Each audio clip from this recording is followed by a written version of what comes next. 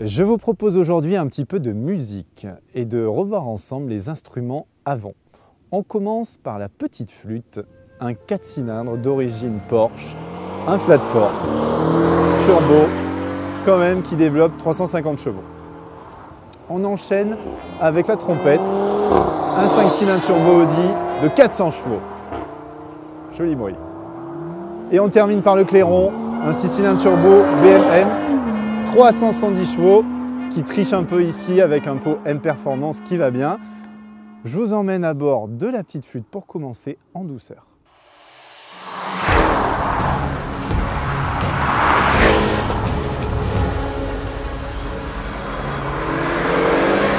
Alors oui, on se permet de se moquer du petit moteur Porsche.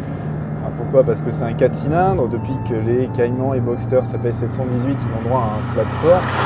Certes turbo, certes puissant, certes très efficace, performant, qui prennent quand même 7500 tours, qui font un son correct pour un 4 cylindres. Maintenant, quand on a connu le flat 6, on reste sur le flat 6 et tous les puristes vous le diront aussi. Il est tellement caractériel, fluctuant au gré du contour et avec un bruit vraiment inimitable.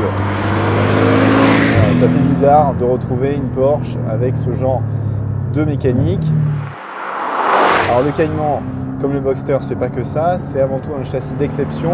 Et là clairement, il est au-dessus du lot aujourd'hui, au-dessus du TTRS et au-dessus de la M2. Pourquoi? Parce que le châssis est vif, il n'oublie pas le confort non plus. Donc le Cayman reste polyvalent.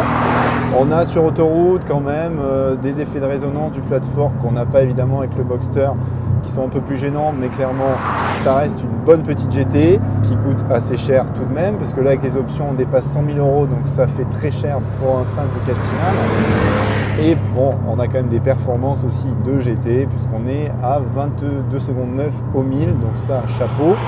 Le feeling de direction est super sympa, les freins, ils sont là, c'est une vraie Porsche, il n'y a pas de problème. Mais il manque ce supplément d'âme mécanique, c'est pour ça qu'on a hâte de retrouver le Flat 6 en version atmosphérique qui devrait équiper le GT4. Je vous emmène maintenant jouer de la trompette à bord du TTRS.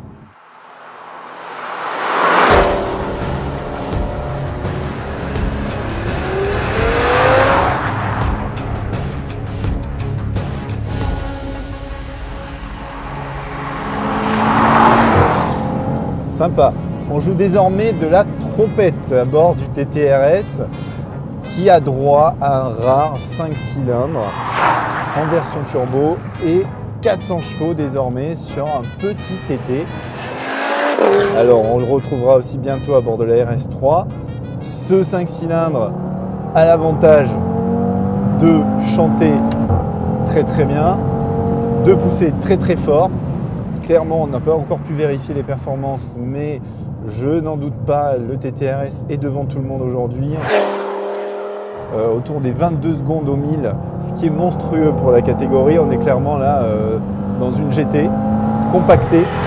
Alors le TTRS, c'est pas qu'un 5 cylindres turbo super sympa qui prend 7000 tours et qui nous envoûte, c'est aussi un châssis qui est certes moins joueur que les pures propulsions, mais là clairement Audi s'est un peu énervé avec cette génération. On ressent moins le côté traction déguisé en intégrale de l'ancienne génération avec un train avant assez lourd.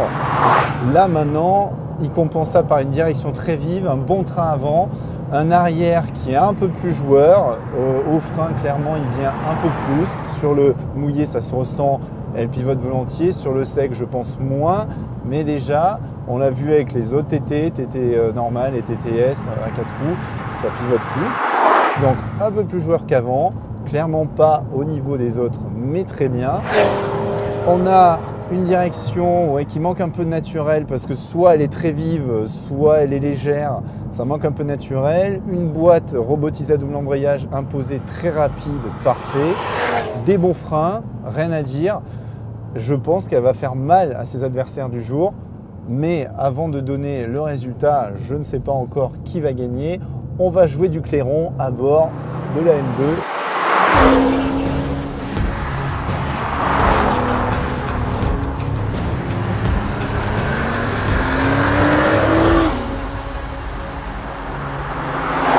On termine en jouant du clairon avec le 6 cylindres en ligne BMW M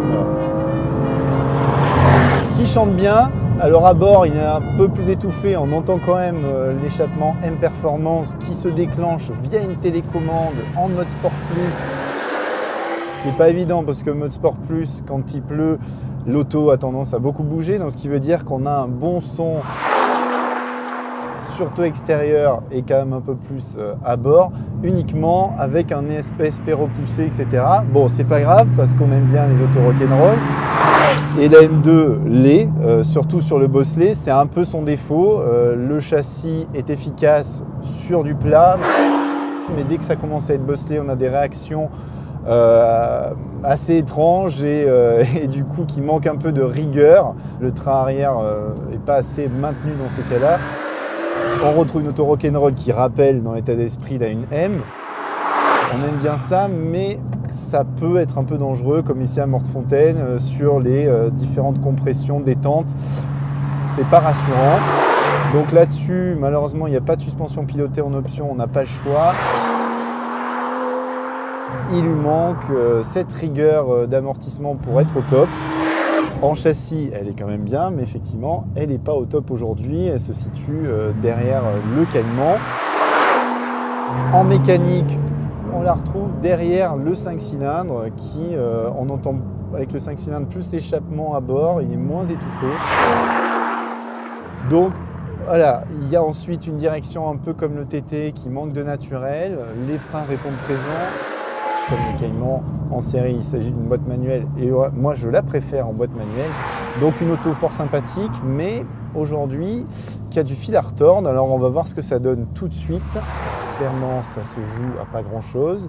Alors qui va l'emporter entre tous ces instruments avant et ces châssis d'exception? On va voir ça tout de suite. Je vous retrouve pour le verdict. Il faut reconnaître qu'aujourd'hui on a un sacré plateau. Pour des petits coupés, on a carrément des GT compactés avec d'excellentes performances, des looks de dingue. Il n'y a pas pour moi l'auto parfaite. Du coup, qui gagne? Roulement de tambour, le TTRS. Et oui, ça change, c'est pas Porsche. Pourquoi? Parce que déjà le 5 cylindres est d'enfer, super bruit, super pêche, excellente perf, bon voilà. Un châssis qui est très efficace, un peu survireur, pas assez à notre goût, mais très efficace, très franc, direct, sympathique. Quand on passe d'une à l'autre, clairement, on a beaucoup plus de sensations dans le TTRS.